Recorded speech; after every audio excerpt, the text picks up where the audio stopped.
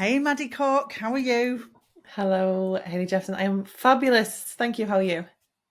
I'm really good. I'm so excited about this improvement in weather. It's all feeling So nice, isn't good. it? We love it. We love to see the sunshine, don't we? Also, I'm still wearing a jumper because it's not that warm. Same. I've got a topic today that I want to talk about because I'm seeing it popping up in our industry more and more. And I know that this is a topic that you have some passion around, Maddie. So I want to discuss MLMs today. Oh, I have got a lot to say about this. Yeah. Thank you. Yes, I know you have some strong feelings around Yeah. MLMs, but I'm interested. Yeah. I'm seeing it more and more. hmm Um, just turning up on Instagram and in Facebook and in people's profiles, and I'm seeing this become much more of a thing. And I think, oh, I think we should talk about this. And I know that you have loads to say about this. And so Yeah. I think let's start by clarifying for anyone who's not sure what an Sure. MLM is. Yeah. What does it stand for? What does it mean? All of that. Yeah. So officially, MLM is multi-level marketing. Sometimes it's called network marketing. I prefer to call them what they are, which is pyramid scheme. Or sometimes I like to call it a triangle shaped opportunity when someone's in your DMs being like, hey babe, I love what you're doing. I see that you've got a huge audience. Have you ever thought about selling weight loss gummies? Get in the heckin' bin. Um, yeah, you'll know the type. A person starts promoting all of this stuff. There's some for some reason don't tell you the brand of it, but they're like, "Oh, I'm having these great results. Look at how much my hair's growing. Look at how much weight I'm losing. Look at Mm, this eyeshadow that I'm now wearing, or these jewelry, or there's heaps. It's like the product doesn't yeah. really matter that much, but you'll see them, and then they'll also start recruiting people and saying, if you want to live a laptop lifestyle like me and get paid every day, DM me, hun. That's one of the Yes. giveaways. Hmm And so, I mean, like I say, I feel like I've seen this pop up more and more recently hmm in like the hairdressing social media stuff. Why Yeah. do you think that is? Because what they're leveraging is we have an audience, so we usually have followers. They love it if you've got a nice, juicy, big audience, especially if they're Mm, engaged. But in particular, behind the chair, we have a lot of trust. So a client mm, already trusts us, whether trusted expert, the trusted advisor. So who better to say, oh, do you know how I recommended mm, that shampoo that you loved? Have you ever thought about doing this? Or I know that you mentioned that you want to do, I don't know, go to the gym in January. Have you ever thought about doing a juice cleanse? Or I know you mentioned that mm, you know, so your partner's lost their job. How would you like to make some mm. extra income? That's what they're leveraging there, is like we're the perfect Yeah. people behind the chair as well. Yeah. So do you think that do you think that hairdressers are sort of being targeted a bit more, maybe? 100%. Just, 100%. Yeah. yeah. Yeah, Yeah. definitely. Oh, I think that's interesting. It's so crazy. I've started noticing this more and more, and I'm Yeah. not quite as obsessed with MLMs as you. I Yeah. think I know. I think though there's been a history of hairdressers sometimes having like second incomes, supplementary incomes, hmm and like you say, maybe leveraging off their clientele. And like hmm I've known hairdressers over the years selling like Avon, Body Shop, Tropic. hmm These are the ones that come to mind. But I mean, these are not MLMs, are they? They are MLMs. Avon is the second biggest. Avon's an MLM. MLM is the second biggest in the world. After there's one called Amway, which is like a financial one, I think. Um, but with Avon and I guess with Body Shop, there's like it's legitimized in that like Body Shop have shops. Very few mm, MLMs will have a shop because it's so not about the product. Whereas like um Avon do very well to make it about the product and less about the recruitment. Whereas the sort of more mm, modern day ones, it is all about recruitment. And there's some statistic of like if I think it might be in America, but it's something about if they make, I think it's like 70% or more of their income from recruitment than from products. There's a percentage, I don't know the exact number. Then it's deemed as like a pyramid scheme. But No. a lot of them, when they do their like end of year, they're like, we've made 68% from this, when actually I'd say it's probably like 95 or something like that. Yeah. That's interesting, because I always thought of Avon as more like a catalogue, I Yeah, that's suppose. it. Yeah, it doesn't. That one Do you know goes what I under the mean? But radar a bit. Yeah, but we're seeing now, like in interesting. our world, we're seeing there's one called Monat, which is kind of. Yeah. I think they're trying to get into the UK. They're much bigger in the States, and I'm guessing in other countries. Or there's the I'm going to say quote unquote wellness, so like Forever Living. I knew someone who did that, which is the aloe vera stuff, the bee Oh, right. pollen, all of that jazz. And then Juice Plus, do you remember that? That was absolutely huge. Who could miss Juice Plus? I mean, I Massive. feel like so many people I was like acquainted with seems to be doing it. No one I really knew, but I certainly got asked if I was interested Yeah. in Juice Plus a million times. Juice Plus seemed Yeah. massive at one point, yeah. Yeah, it really did. And so what's your problem, Maddie? What's your beef with MLMs? What's your beef? Lay it out How for long? us. How long have you got? So first of all, I'm just About going to say 30 this minutes. is okay. I'll do the concise version. These are my opinions, and as a person who has a podcast, I'm allowed to share my opinions. Tough shit, everyone. Yes, there are some people who make money, but that is a teeny, tiny minority. And yes, there are some people. I know I've worked with some coaching clients who do MLM. They don't do any recruitment. They're just like, I like the products and that's what I'm going to sell. My argument to that person would be just sell other products because you'll make more money and you've got much more control over that. But they legally have to post earning disclaimers on the website. You might have to look quite hard for it, but it's like a table. And if you mapped out that table in a chart, it is a very triangle looking table. So it's like, it says how many people make, less than say £500 a year is the biggest number. And I'm like, they're not even making 500 quid a year, or like not even maybe 250 quid a year. And as the percentages get smaller, the numbers get higher. And it's because the way that you make money in network marketing, multi-level marketing, pyramid schemes is you recruit people. So let's say I recruit you, you'll get it, and then you start selling to people. You'll get a cut of what you sell, but I'll get a cut of yours. You then recruit Viv. You'll get a cut of Viv's. Viv gets a cut. I get a cut of Viv's because I'm classed as both of your what's called an upline. Viv recruits Emma. We're all bloody in on it. All of that comes up to me, and it makes me question how high a quality is this product when by the time it's getting to the buyer, it's been chopped up like 10, 20 times in terms of like who's getting this revenue. And with a lot of them, you have to buy into them. So you have to buy like an introductory sort of kit. Sometimes they're like 200-300 quid. They make it really purposefully confusing. There's stuff to do with ranks and levels, and if you've got to hit a certain amount of recruitment or spend or targets to keep your level. So what people then do or feel forced to do, or sometimes their uplines tell them to do, is buy up a level themselves. So you end up with these people who've got heaps and heaps of stock because they're like, I have to keep this particular level. And I think you don't do that if you just went and went to the wholesalers and said, I'm going to buy some products and I'm going to sell them. Or even now there's like, online marketplaces and stuff like that. And I think they're also, they can be very predatory. So I'm in a couple of like anti-MLM groups. I see some really horrendous things like targeting new mothers, stay-at-home mums, carers, people who are bereaved. I've seen someone who said, I think their husband had died, and they said, "Oh, I'm going to do it. I'm going to raffle some products for a collection," and didn't. But they used this guy's death as a means to sell products, and then this woman never saw anything. They have people in their DMs like, "Oh, I noticed you've just lost your partner. How are you finding money at the moment? It must be really hard to afford a funeral. Would you like to make another income?" Being predatory, people literally sliding into women's DMs going, do you want to lose £20? Like, the audacity.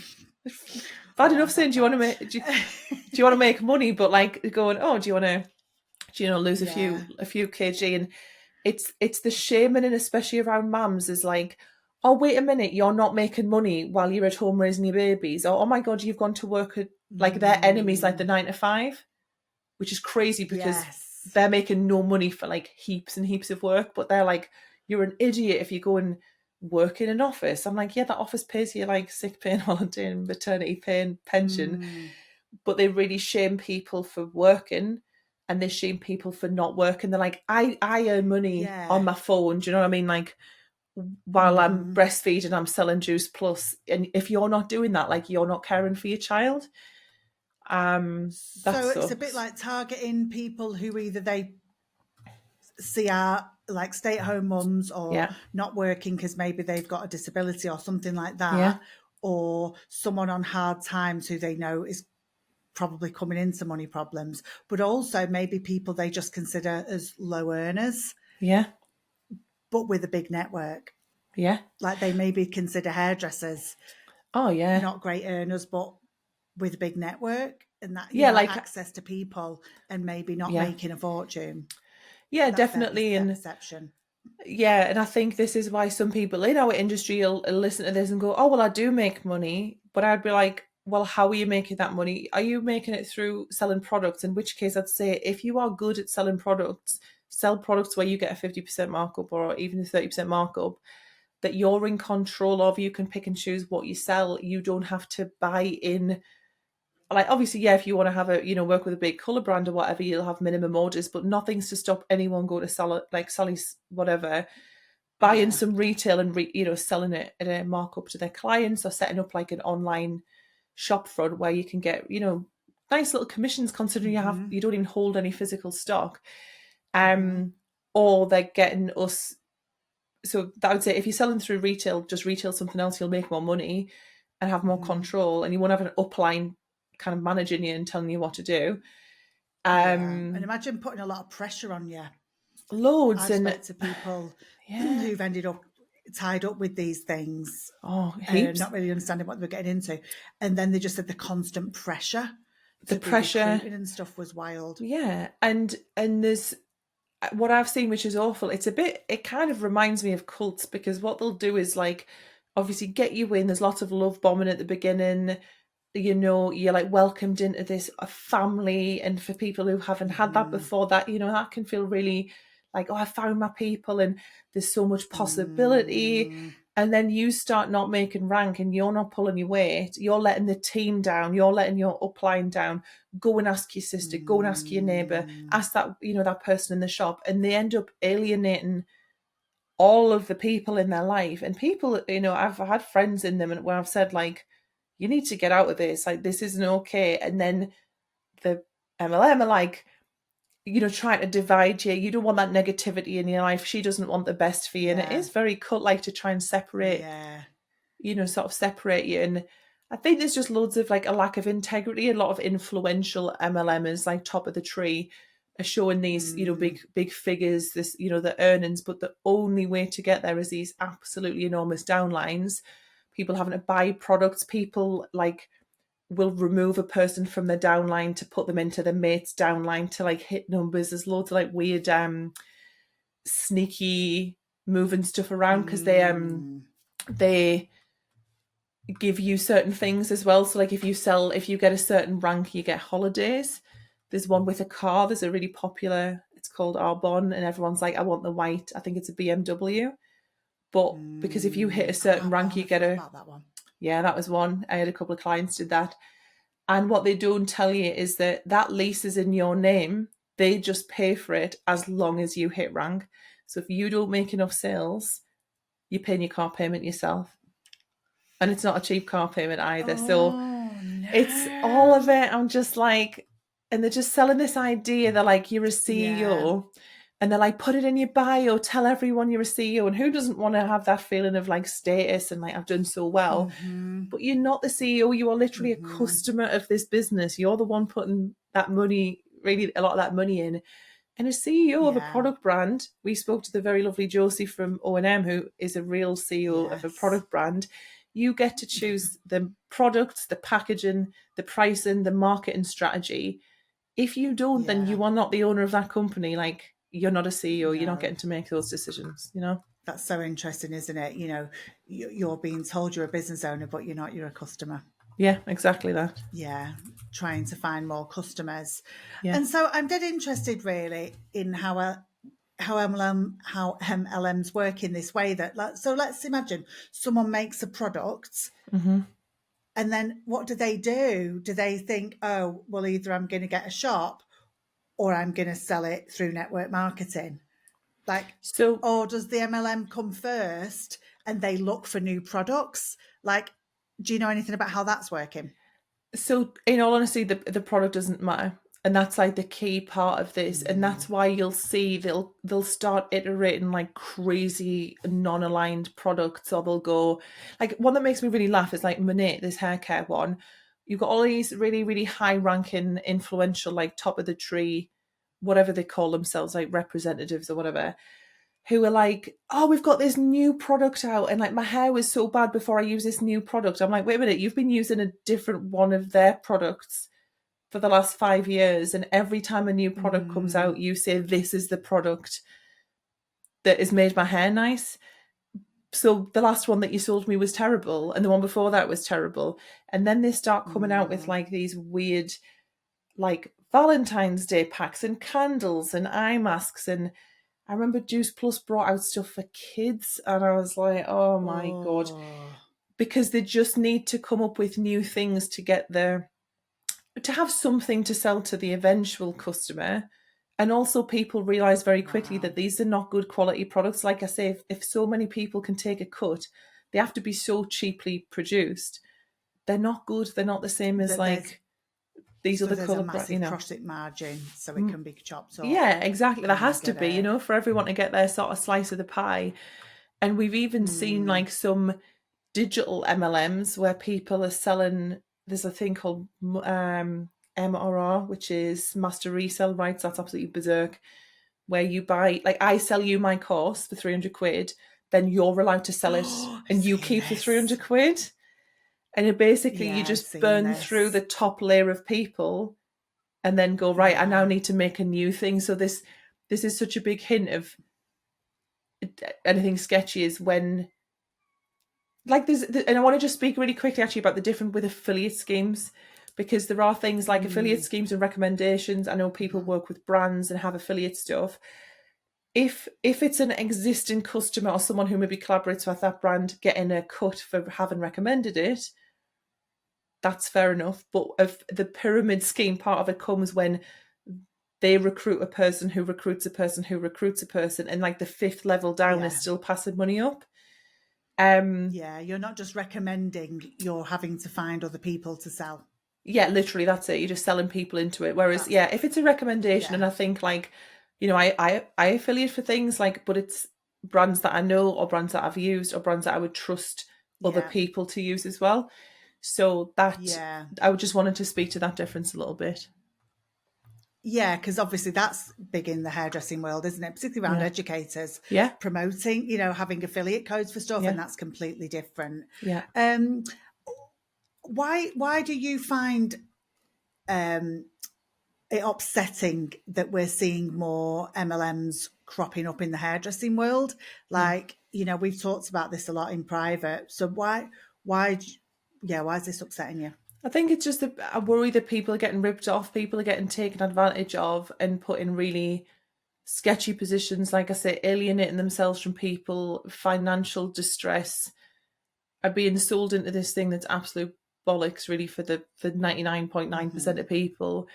Um, yeah, and I don't want that. I don't want, some of them are really quite vulnerable people, and they're looking for options. They're looking to make more money or to make a better life for themselves, and they're putting this. It doesn't end like that a lot of the time.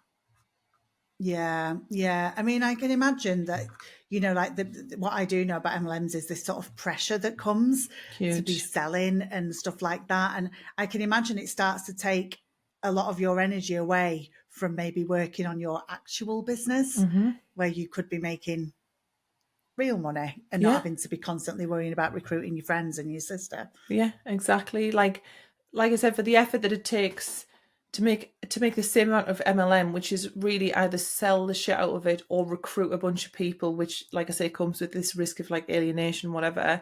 And then you've got to manage those people, by the way, because you've got to then push them to sell or for them to recruit. So you're now like a manager against your will.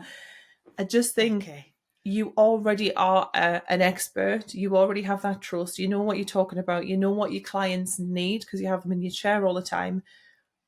Recommend and sell products that you love, that are like trusted brands, that are good, good products and get good outcomes for your clients. If you put that same amount of energy into that, I can guarantee you'll make more money doing it that way, without that pressure, without being under one person and above another person, becoming a recruiter. Just stick to what you're really good at. Like, don't let someone knock your confidence. Like, that's why they're asking you to do this, because they know you're good at selling products. So just sell something within your control. You can see why hairdressers are targeted for this stuff, can't you? Yeah, absolutely. I can imagine that also this could create cash flow problems for hairdressers. Like cash flow is something you've really got to manage, isn't it, as a hairdresser, and an educator and all of that stuff. But if you're having is it a thing, like, I know you often have to buy a lot up front, but is there is it when you say you keep your rank, is that about always buying a certain amount of stuff? So it's like hitting targets, yeah. So it'll be, some will be recruitment or stock, like sales targets kind of thing. So if I can't sell stuff to you, I will buy it. It still goes down as a purchase under my name. They don't care who's buying it. In fact, I'd love to know how much MLM product is owned by representatives versus none. And what some people do as well is they'll go, I don't want to, they're like, I don't want to join it. They even say like, Hayley, you don't need to join to sell or anything. But if you like this product, why don't you just buy the intro kit? Because it is like good value in that it's a big bundle. And, for 250, you'll get 500 quid's worth of stuff. And you can just have that for yourself. Oh, but guess what? Now you're in. Now you're in and someone's saying, oh, Hayley, if you sold half of the stuff in there, you'd get to platinum, butterfly, daisy, unicorn level, and then you can recruit other people, and it feels it does have culty vibes, which is I really I'm not as I'm not in groups about MLMs, but I am sort of interested in it in that way. That it does have that there's something about it that's got the thing that hooks me about cults. Same. And it's the psychological, I don't know what it is. I think stuff, it's the preying on vulnerable, the psychology of it.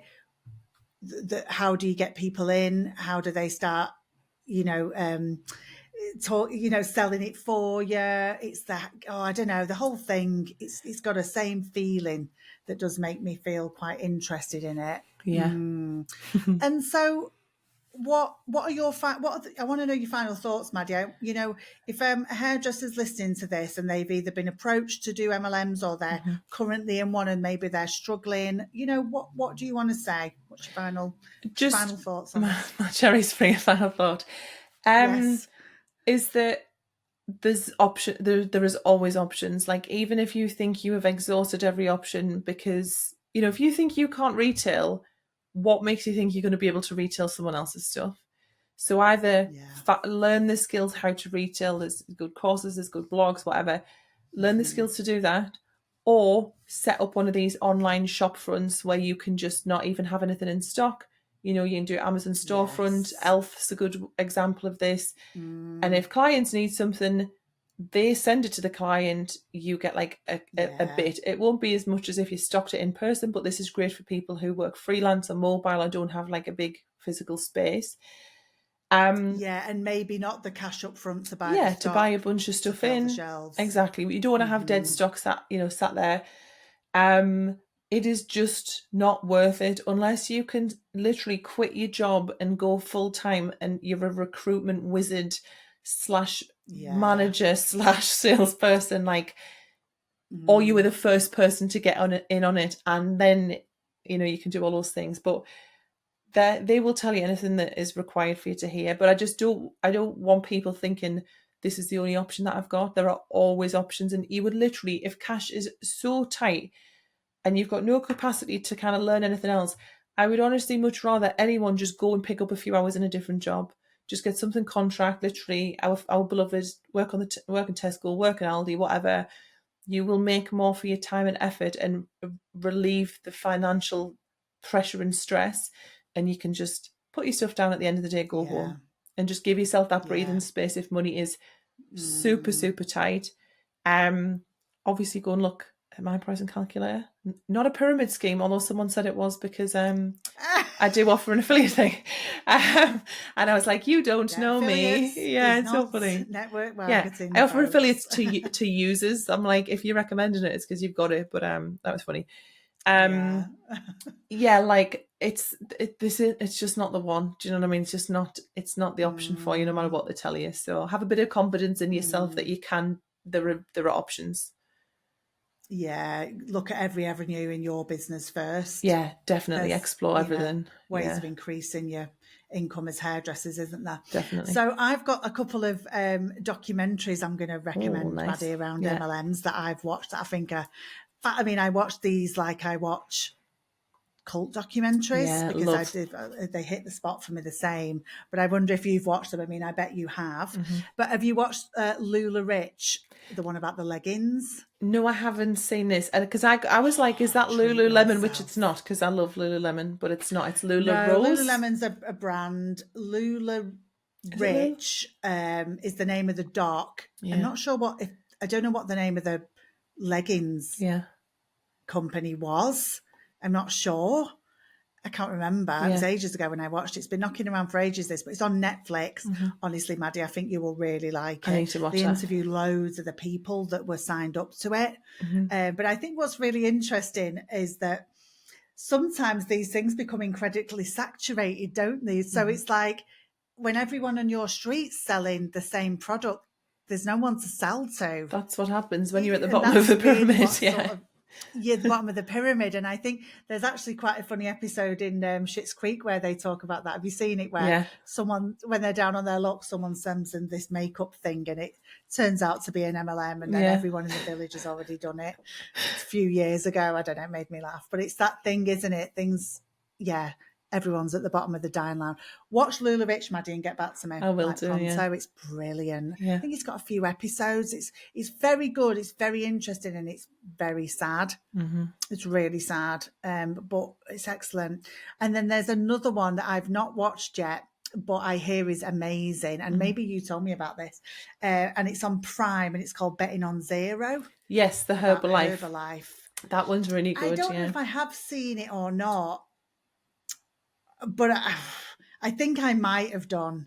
But I think we've had a conversation about this once. But if anyone wants to learn a little bit more about how MLMs are working and functioning and panning out for people, Lula Rich on Netflix and Betting on Zero on Prime are great places to highly recommend. See all this fold out and the reality of how this can pan out for people. Yes. Well, thanks, Maddie. I need to calm down now. You need a little, put your soapbox away now, have a little calm down. A little calm down. I love talking to you. But this is the sort of thing we talk about a lot off. Constantly, of poddy, isn't it? And so I thought it'd be brilliant to let you have a little rant about that. Thank you. But let's chill out and do some little hyper focuses and find some joy again. Okie doke. Well, mine is because of, seasonal, like we say, sun's out. Very lucky that I live at the coast, and let me tell you, there are some places that, pardon the pun, coast on the fact that they live here and that they operate here, and they're not amazing because they're like, doesn't matter, we'll always sell stuff because there's always people here. But there is an ice cream shop in particular, and they've opened one near to mine, and it's called DeMio's. So shout out to the DeMio family. Haley, honestly, if you come up, I'll take you for cheese onion focaccia. I'll take you for ice cream. We'll be all over the place. But they do. I'm obsessed with the videos. They do reels of them like making the ice cream and putting all the stuff in, because they've got like ones with stuff ASMR in. Heaven. That's gorgeous. And my favorite one. There's a couple actually. There's like a cherry one that's some like award winning, but like massive chunks of it in. But they do a Battenberg flavour, and it's got like chopped up mini Battenberg. Honest, pistachio. It's so good. Oh, and there's now better man sunny day down the beach with you. Even if it's raining here, 8 o'clock at night, pissing it down, people like, we'll get an ice cream while we're here. Yeah, are we going It's to cheer very, very yourself good. up? Get an ice cream. Oh, that sounds good. I need to Yeah, definitely that's get it. myself up to Newcastle. So I'm just at some buying point, into don't I? this. And do the little Yeah, tour. definitely. Do the little tour. Mine's Yeah, a little I'll take bit you. summery related. I know we're not summer yet, but I'm very much in the summer zone. Like I'm ready. Yeah. And I've gotten obsessed with swimwear for a Nice. few reasons. I'm going on holiday somewhere. I will need a cozy. My swimwear is poor. Yeah. I realised it was poor, and I really needed to buy some new stuff. And I also go on the little trips that me and my friends take are often involve hot tubs. Yeah, So again, same. cozies. So I've decided I need to level up because my cosy is just mortifyingly awful. I've got like mismatching tankini stuff going on. It's just awful. Bin it. So I started Googling. Well, a swimwear ad came up on Instagram. I clicked it, and then you know how that goes. Is it? Now, Can I guess don't which you? one it is? The endless ads. Go on. In case I've had the same ads, is it like a one that fits everyone, like a crinkly type one? Oh, I mean, I've not seen that one, but I Okay. like the look of Okay, those. I'm getting I hit need at the some minute. serious- I need some serious boob support in my Yeah, for the swimming girls. costumes, Yeah, which is where a lot of the girls need yeah, some hoisting up. And there's a lot of swimwear looks brilliant, but then there's no inner bra support Yeah. situation happening. But so far, I ordered 3 swimming costumes the other day from a quite bougie company. And so we'll see what happens when they arrive. But I've Exciting. ordered 3 Yeah. and spent an arm and a leg on them, but I only intend to keep one. But I'm still seem to be wanting to buy more. Like I've bought these expensive this, ones that yeah. I'm going to see, but the ads are still coming, and I feel like, well, I need more than one. So Yeah. it's very swimwear focused at the moment, and Instagram is delivering endlessly on the ads. I'll tell you where it's good. But- I don't know about for big knockers like yourself, but Next do very good because they do tall section, because I really struggle with swimming costumes because I'm tall. Oh my! And you cut don't you in want half. them, yeah, you don't want to be cut in half, or you don't want, we would call the C the meeting of the titty committee, because like if you haven't had a boob come out in the sea, you're not swimming enough. So Oh, and if you're tall, I bet yeah, they're like because yeah, it's so low cut and high cut at the same time. So like it's a nightmare. Oh, you're like what's he called? I've just got that picture. Borat. The comedian. Borat. Yeah, like one big wave, and everyone's seen each other's boobs in the sea, even if you're short. It's the nature of the beast. But yeah, I got loads when I was sea swimming, but then they don't fit anymore. But also anything with metal fastenings in the salt water erodes, because they're not normal cozies are not really built to swim in the North Sea. And the amount of times I've been in the sea and my strap is snapped because there's a metal like O-ring or a catch. It's just disintegrated because of the salt water. So something to consider if you're going to be in salty, cold water, which you may not. But yeah, Next I mean, I'm a has some good Bravissimo ones. girl. Mm-hmm. Got to go down Bravissimo Yeah, if you fancy. want the supported causes. Yeah. But Next, I'll have a little look. I have a Next account. Exciting. So I'll go and have a little look on there. Lush. But they do ones with like, because so many people, like you go to Tesco for the causes, reasonably priced, but they're no good for me. You need to, I mean, this is obviously what I'm going to say, but you need to invest in an elevated cosy. Yeah. It's worth it. I mean, all the ones I've got are Bravissimo. They're just old. Yeah. You need some new season stuff. Yeah. Well, get straight in me DMs when you've picked. I'm going to be looking fabulous in Ljubljana this year in my new cozy whenever I choose which one it's going to be. Yeah, I'm telling you now, you're going to keep all 3. That's my guess. That's right. I'm going to pick one. Oh, well, they're all quite nice, so I'll be having them. Oh, look how amazing they all look. Yeah. Oh, how presentable is probably the best I'm going to hope for, I think. No. How presentable I look in this. You will enjoy. Right, that's us.